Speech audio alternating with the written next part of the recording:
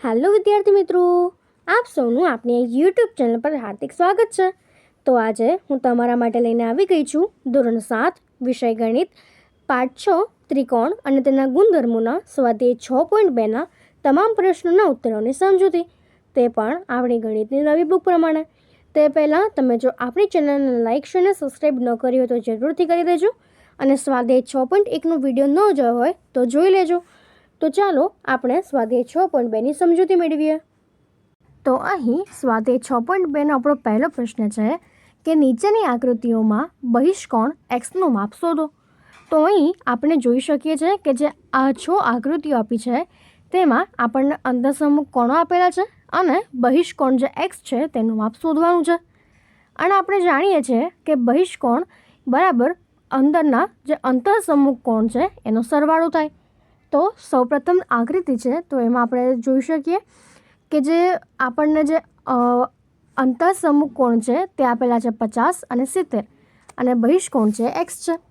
તો આપણે એક્સ શોધીએ તો આપણે લખી શકીએ કે એક્સ બરાબર જે અંતઃસમુખ કોણ છે એનો સરવાળો એટલે 50 વત્તા 70 માટે જે પહેલી આકૃતિ છે એ પહેલી આકૃતિમાં આપણે એક્સ બરાબર એટલે કે બહિષ્કોણ છે તે થશે 130 માટે એક્સ બરાબર 130।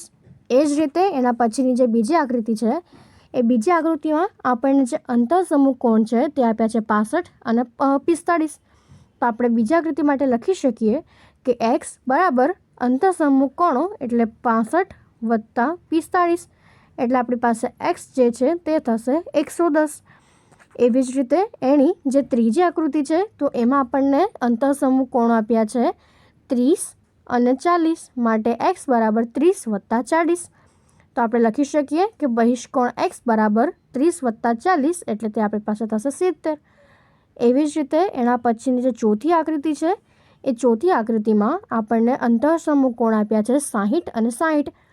તો આપણે લખી શકીએ કે બહિષ્કોણ એક્સ બરાબર અંતઃસમુખ કોણનો સરવાળો એટલે 60 વત્તા 60 એટલે એના બરાબર થશે 120 માટે જે બહિષ્કોણ છે એનું માપ થશે 120। એના પછીની જે પાંચમી આકૃતિ છે તો પાંચમી આકૃતિમાં આપણને જે અંતઃસમુખ કોણો છે આપ્યા છે 50 અને 50।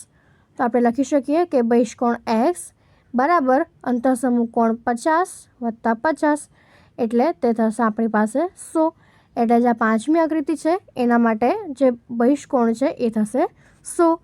એના પછી જે છઠ્ઠી આકૃતિ છે તો એમાં આપણી પાસે બહિષ્કોણ છે એક્સ અને અંતઃસમુખ કોણ છે તે એક છે આપણી પાસે 60 અને બીજો છે 30। તો માટે આપણે લખી શકીએ કે બહિષ્કોણ જે છે એ આપણી પાસે 90 બનશે। તો આ રીતે આપણે બે અંતઃસમુખ કોણ પરથી એક બહિષ્કોણ શોધી શકીએ છીએ। હવે એના પછીનો આપણી પાસે બીજો પ્રશ્ન છે કે નીચેની આકૃતિઓમાં અજ્ઞાત ખૂણા એક્સનું માપ શોધો। તો અહીં આપણે જે આકૃતિઓ આપી છે તો એમાં આપણને એક અંતઃસમુખ કોણ આપ્યું છે અને એક બહિષ્કોણ આપ્યું છે। તો એના પરથી આપણે જે અંદરનો અજ્ઞાત ખૂણો એટલે કે બીજો અંતઃસમુખ કોણ છે એ શોધવાનો છે। તો આપણે જાણીએ છીએ કે જે અંતઃસમુખ કોણનો સરવાળો છે એ બહિષ્કોણ જેટલો થાય। તો અહીં આપણને પહેલી જે આકૃતિ છે એમાં આપણને બહિષ્કોણ જે છે એ આપ્યો છે 115। તો આપણે લખી શકીએ કે 115 બરાબર એક્સ વત્તા 50।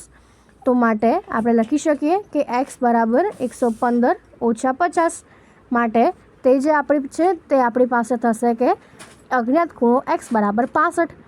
એવી જ રીતે જે બીજી આકૃતિ છે એ બીજી આકૃતિમાં બહિષ્કોણ આપણને આપ્યો છે 100 અને એક અજ્ઞાત ખૂણો છે એક્સ અને બીજો જે અંતઃસમુખ કોણ છે તે 70 છે। તો આપણે લખી શકીએ કે એક્સ બરાબર 100 ઓછા 70 એટલે તે 30 થશે।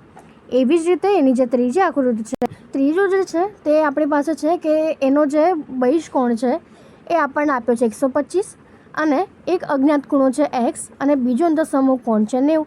તો આપણે લખી શકીએ કે 125 બરાબર એક્સ વત્તા 10 માટે એક્સ બરાબર 125 ઓછા 90 માટે એક્સ બરાબર આપણી પાસે થશે 35 એટલે જ અજ્ઞાત ખૂણાનું માપ છે 35 થશે। એ જ પ્રમાણે એની ચોથી આકૃતિ છે એમાં આપણે જોઈ શકીએ છીએ કે જે બહિષ્કોણ છે 120 છે એનો એક ખૂણો એક્સ છે અને બીજો ખૂણો 60 છે। તો એક્સ બરાબર 120 ઓછા 60 એટલે તે આપણી પાસે થશે 60। એટલે તેમાં અજ્ઞાત ખૂણાનું માપ x બરાબર 60 થશે. એ જ પ્રમાણે જે પાંચમી આકૃતિ છે એમાં આપણી પાસે બહિષ્કોણ જે છે 80 છે. એના પછી એક અંતઃસમૂહ કોણ x અને બીજો 30 માટે x બરાબર 80 ઓછા 30 એટલે તે આપણી પાસે થશે 50. એવી જ રીતે એના પછીનો જે છઠ્ઠો છે એમાં આપણે જોઈ શકીએ છીએ કે આપણને જે બહિષ્કોણ છે 75 આપ્યો છે, એક અજ્ઞાત ખૂણો 35 છે અને બીજો જે છે તે 75 છે. તો આપણે લખી શકીએ કે x બરાબર 75 ઓછા 35 એટલે તે આપણી પાસે થશે 40. એટલે તેમાં અજ્ઞાત ખૂણાનું માપ x બરાબર 40 થશે.